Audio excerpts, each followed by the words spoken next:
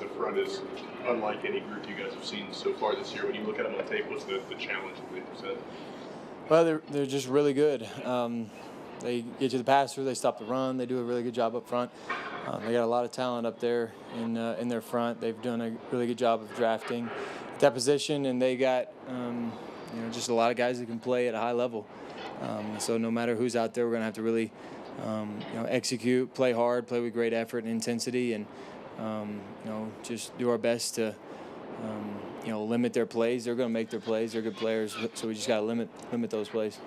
Well, you guys were able to went no huddle on a couple plays leading to the touchdown on Sunday, and then again on the field goal drive late. What do you like about being able to get into some of those situations? I just like it because it gets the defense off balance. They don't have many calls that they can get to when you go quick, and we just play well from quick game and getting to the ball, seeing what they're in, just finding answers and going. I think it's just tough on defenses. It always has been. I think that's the biggest reason is because it limits what a defense can do.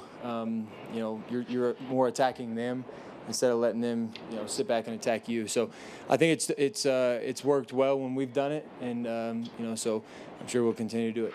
Cortland has mentioned several times how much he appreciates, admires the level of responsibility you take and how seriously you take and how tough you are on yourself.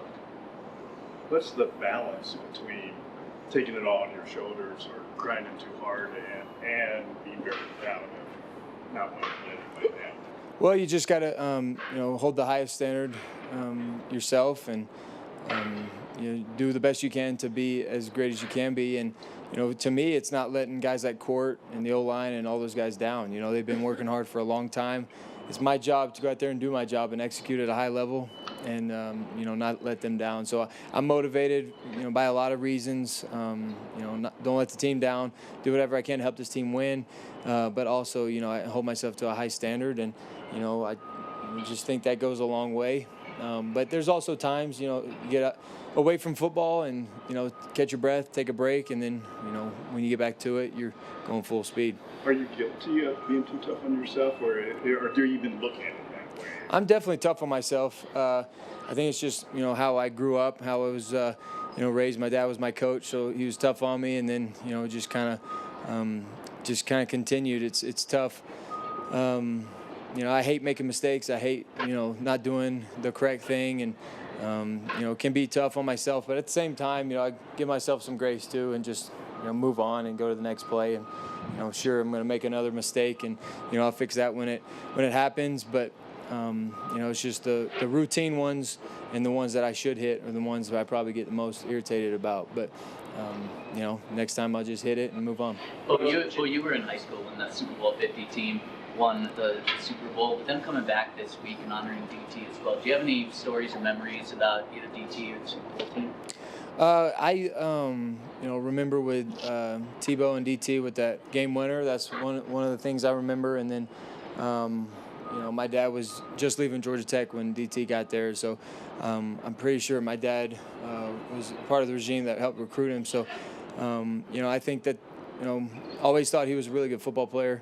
Even playing in the triple option at Georgia Tech, he had found a way to be a good receiver. So that's impressive itself. But, great receiver for this organization, great guy, and, never forget his walk-off touchdown. It was pretty cool in overtime. Well, Joe Lombardi said a couple weeks back, throughout the flow of the week in game planning, if there's a play that you like, 9 out of 10 times, you're going to find space for it. I feel like, what is your process as far as working with, Sean and Joe as far as game planning? Do you feel like, you have agency to say, hey, if I like this, that they'll be receptive to it and kind of put it in practice? Yeah, I think I got to pick my spots, and definitely, they've been doing this for a long time. They know how to game plan, and, sometimes I'm sure I haven't been a coach yet, but I'm sure it's irritating if your quarterback just continuously brings you plays. So I just try to pick my spots and make sure that I can back it up with the film that I'm watching, and it's not just the play that I like because I've repped it before and it's a cool play, but it's got to be able to fit with what we do and got to fit against what the opposing team is doing. So usually it just goes with film study. Just kind of look at certain plays, what we're doing, see how we can find plays that we like off of plays that we're already doing.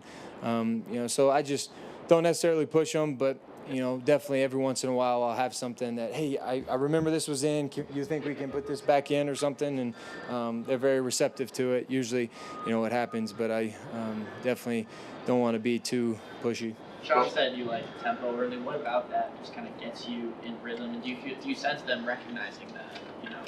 Just makes a defense. It's tough on a defense because it limits their calls. At times it can limit their pressure because they get a little bit tired on a drive, and we start dictating the tempo instead of letting them sit back and we're catching the blitz or whatever. So I think it just allows us to get to the ball, play fast. They may not be in the right set. We may get a cheap one, just a few yards, and then just hopefully it gets them a little bit tired as the game goes on and wears them down. Two more for Bo. Sean talks about you guys dotting plays, you like, in the meeting. Roughly how many would you dot? As many as I like.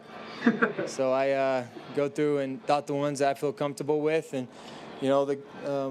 hopefully there's more than less, but I'm definitely picky. It's because the worst thing to do is dot one that you get to play and then eventually come back and say, well, I guess I didn't really like that one because of this look. But so I just you got to make sure that you're paying attention to it and really detailed to the ones that you like, because if you shoot that you like it, then he's going to call it and expect you to go out there and execute it. So there's a good responsibility that goes with that, but also I think it allows us to get on the same page, and he feels good in the calls that he's calling, and then say I don't love one, he can communicate it and explain why he likes it, and usually my mindset flips, and we're good when he calls it. So it's just the communication, the constant communication that we got to have as play caller and quarterback, and how to execute at a high level. That's question, But when you have a stretch like you did for those first 5 series in the second half over in London, and you're dealing with a lot of frustration, not just only your own, but 10 guys around you, how do you calm yourself and slow yourself down first and then deal with others as a leader?